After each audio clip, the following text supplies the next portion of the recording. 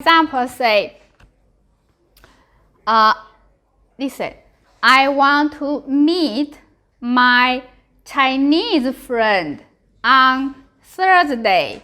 Who try? Again, I want to meet my Chinese friend on Thursday. Who try? Thursday. 星期四，我要见我的中国朋友。 Very good. Yes, you made it. So 星期四，我要见我的中国朋友。Right? Yes, Chinese friend. 中国朋友。Okay? Easy, right? How to make a question? Yes. Try. Who try make a question? Use add time. Yes. 星期一，我要见他吗？ It's correct. Just the real meaning. Ask myself. Say, 星期一我要见他吗？ The structure of the sentence is correct. So it means Monday I meet him. Question. Right? Yes. Correct. But usually we ask people say 你 right? Yes. So 星期一你要见他吗？ Yes. Good. Next one. Make a question with question word. With ma with time word. Okay. Next. 星期六，你要见你的中国老师吗？ Yes. Yes.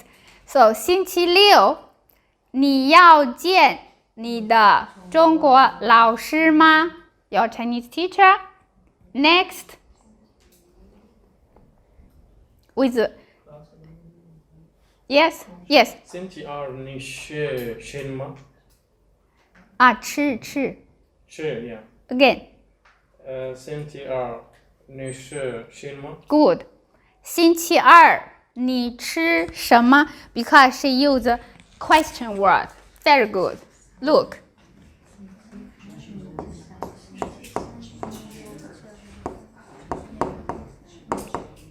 Tuesday. 星期二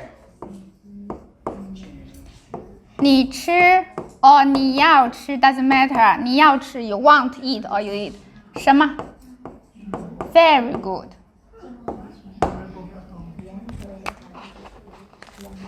Actually, this already HSK 1.5 level. Because have question word, have time word. But now we already learn time, subject, verb, object, still the same structure. So means what do you want to eat? That's English, okay? So what do you want to eat on Tuesday?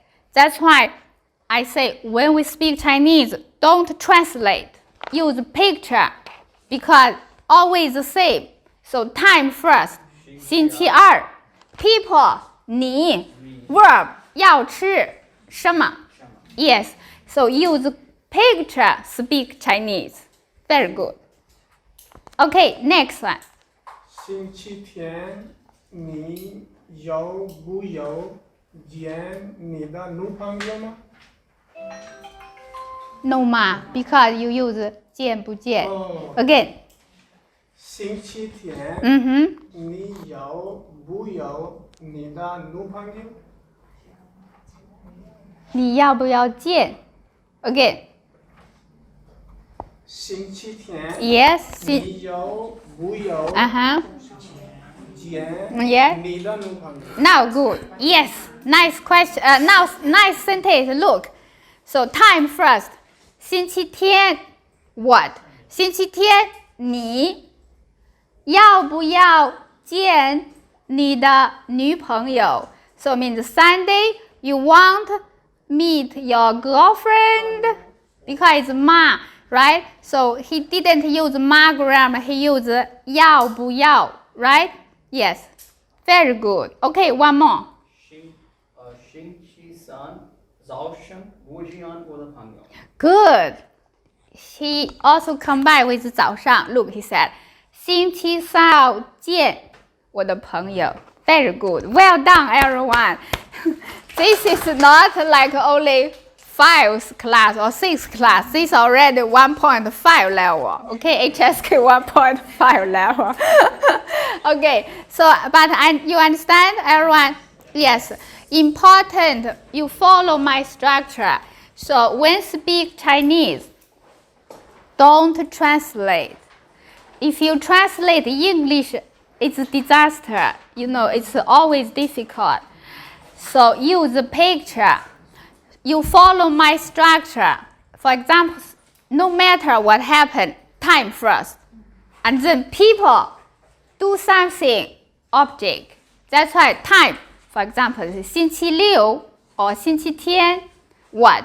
你要不要见你的朋友 or 女朋友 right? So another one, for example, say time 星期三 what? 你要吃什么 right? So if you use a picture, it's very easy. Understand, everyone? Yes. So always time for then say like 星期二早上 what? 星期二早上我要见我的朋友 right? So always use picture to speak because later we learn more complicated grammar, doesn't matter, the same one. Okay, very nice. Well done, everyone. So let's see today what we learn. So we learn one important grammar. If you have time, put the beginning or here. Both okay, but I suggest put the beginning, easy to remember. You don't need to remember, you just time first, right? Okay, that's one thing. Another one, we learn from bye-bye, 再见. So 见 is to meet someone because useful for daily life. And then for greetings, thank you, you're welcome. Which one for you easy, you use, okay? So also 没关系, 没问题. We learn another one. Good morning, because this one you can use every day for to security guard, to your neighbor, to your colleagues. So the complete one. 早上好. So 早上 quickly together. Yes. So 早上好. Yes. For beginning, I suggest you use this one because you are foreigner. If suddenly you go to security guard, you say 早. The security guard, what? Because your face is a foreigner face. They expect you speak English. Then suddenly you said one word, the security guard scared. So you better say 早上好. It's clear, okay? Later, when you are more fluently Chinese, you can say 早. And when they know you can speak Chinese, you can use the short one, okay? For now, 早上好. Okay, and then this one. Yes, 服务员. When we say 服务 together, 服务员. Next one. 美女, 帅哥. Yes. Okay. So every class we learn something very useful, right?